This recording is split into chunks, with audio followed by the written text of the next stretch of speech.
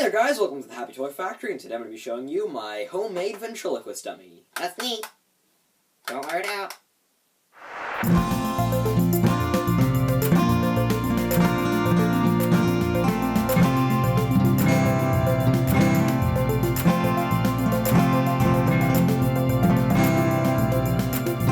So this dummy is based off of the Super Deluxe ventriloquist dummies.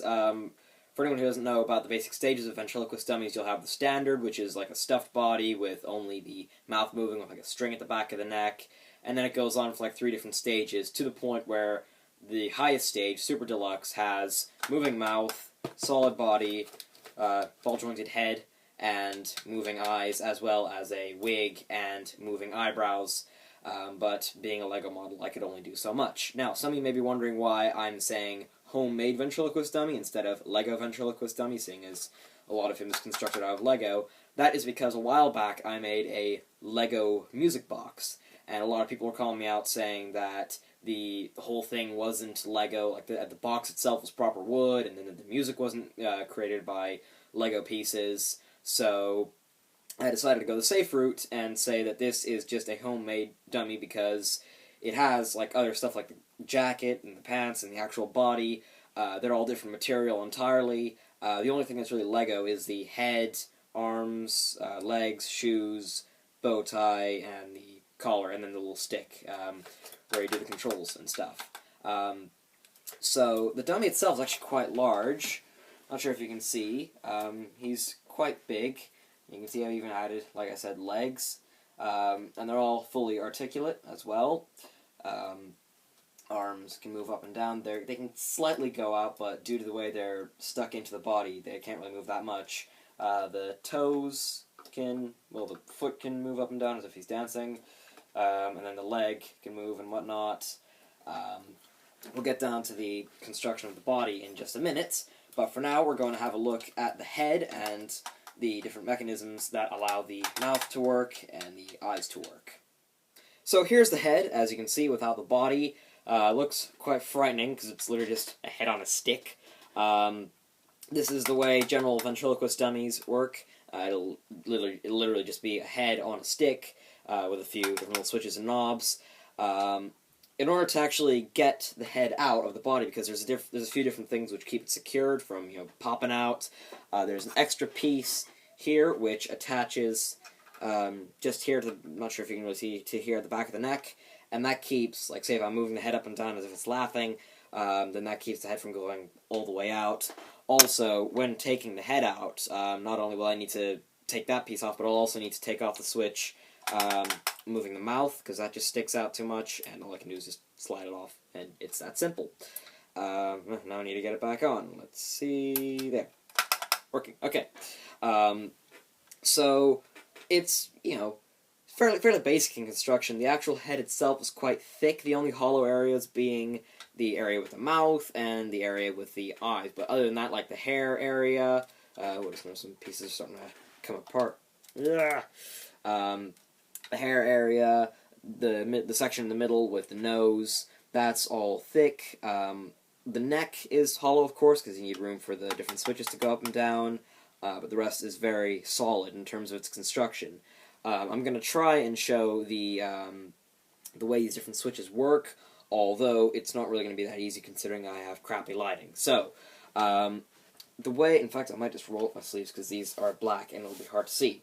So, the mouth switch is here. There's this little lever that goes up and down. You just pull that up and down, and that activates the mouth. The lever itself is attached to a rubber band, I think you can see, so that it just bounces back. So even if I just go here, just go, and the rubber band just secures to here. In fact, I'm going to try and see if I can get any better lighting, because this, okay, it's a bit too bright, but we'll just have to deal with it. And when you move this switch, this area here pushes up a little section here. I think you can see a little pole goes up, and it works like a seesaw in that the little switch I was showing earlier, when you push the other switch, it moves up like this, and it's on a little fulcrum here, as they say in sciencey terms, more like a little pin, and then the front here is where the mouth is, and then when you pull when you push the switch up, it goes like this, and then it opens the mouth like so. Now, the eyes work in a much different fashion, in that here, where you can see my index fingers on, there's a little gray knob, and when I move it left to right, it moves the eyes left to right. It works, I suppose, in the same way as the mouth, in that it's on a little pin or fulcrum, because I like to sound smart, at the bottom here, and it's attached to a long pole that runs all the way up through the neck and into the head. You have to remove the face for obvious reasons, so we can see it work. And so this is where the eyes are, and this is the switch going, this is the switch that goes down the neck, and this is the little area that's pinned onto the back of the head. And when we move the switch left and right, it would then make the eyes go the same way as the switch. So when I move the switch left, the eyes look left. When I move the switch right, the little thing looks right. So, as I said, there's a gray switch here, and that is attached to this pole here, so that way when I move my index finger, it moves the pole, and the pole is stuck into the eye section, and as a result, I'm not sure if through all my complex explanation this is really making any sense, but it basically moves the pole left and right, which moves the eyes left and right. There's a much simpler version. So, also, the eyebrows are articulate, so you can have him looking pretty angry, not really too happy, although this would look a lot better with the face. It's just there, I guess. Nevertheless, you can have the eyebrows move up and down, so you look kind of confused, you can look frightened, or you can just look kind of neutral. Well, it looks a little bit angry. He looks kind of neutral there.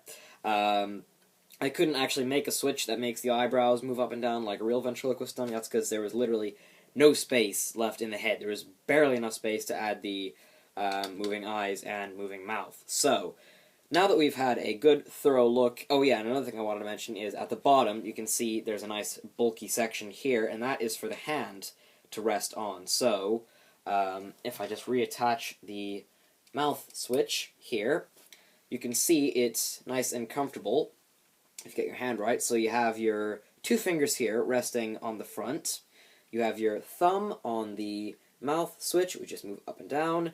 You have your index finger on the eye switch, which just moves left and right. And then you have your pinky finger in this little indented area here, because I noticed that when I had it built out here, it was kind of uncomfortable, and it would kind of slide down, because this is kind of heavy when you're holding it for ages onto the dummy body. So it's actually quite nice. I was really quite happy with how I managed to make a little grip. So yeah, it all works very easily. So that is a look at the head construction, probably the most important part, because that's where all the magic happens.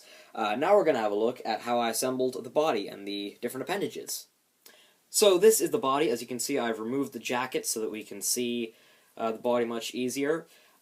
It's actually quite basic in terms of how I made the body. I've left the pants on because they're, as you can see here, they're secured with some pins, because I didn't want the pants to be slipping off whenever I'd be putting my hand in the back, and just whenever the legs would be moving around, so I just stuck little thumbtacks in there to try and keep the pants on, because you can't have a belt. Dummies are not allowed to have belts.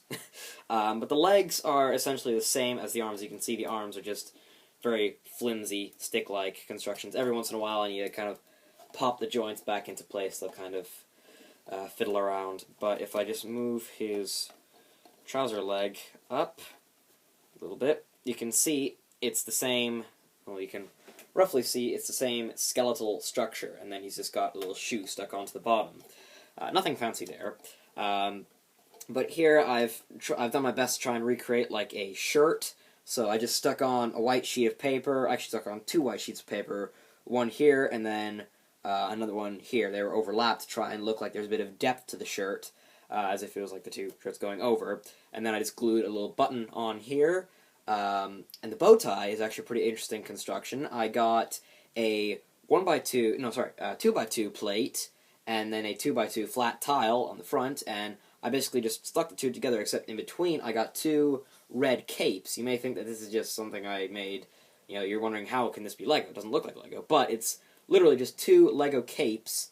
I think they're from like the Emperor's Guard from the Star Wars set or something. I just stuck them on here between, and they just clamped on, and it gives a really cool little bow tie effect, and I think it looks really effective. And then that was just stuck on with some tape, as was the rest of the sheets. They were all secured with tape, and then you can see there's a hole where the neck, the neck and the stick goes in. And if we have a look at the back, you can see this is where things get very untidy. You can see he's got, oh, this is starting to come apart. You can see his pants just open up here, and then there's a nice area for me to put my hand in and move the switches and stuff. And you can see there's a bunch of stuff left over. This is actually an old Futurama box, a box from an old Futurama figure.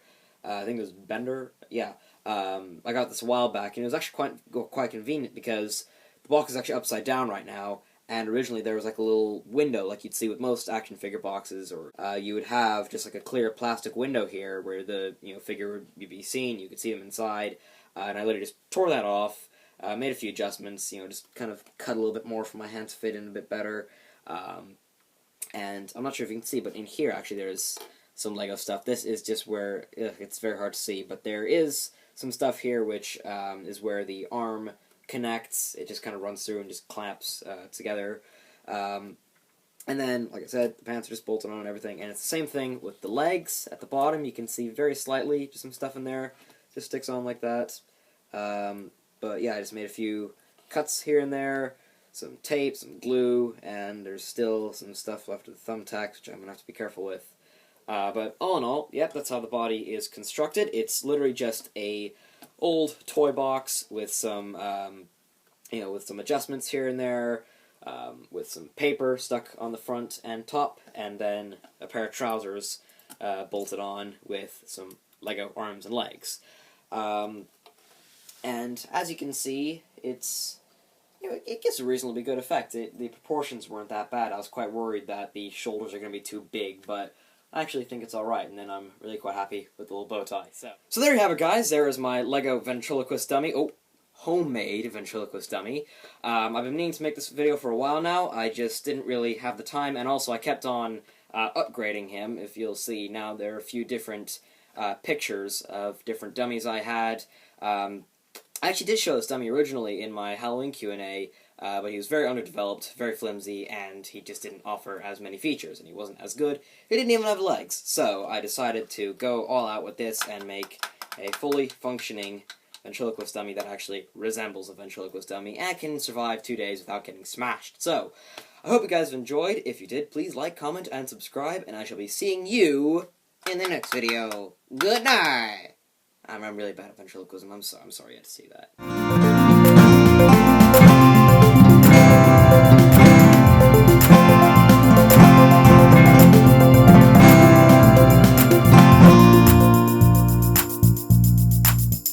Hey there guys, welcome to the Happy Toy Factory, and today I'm going to be showing you how to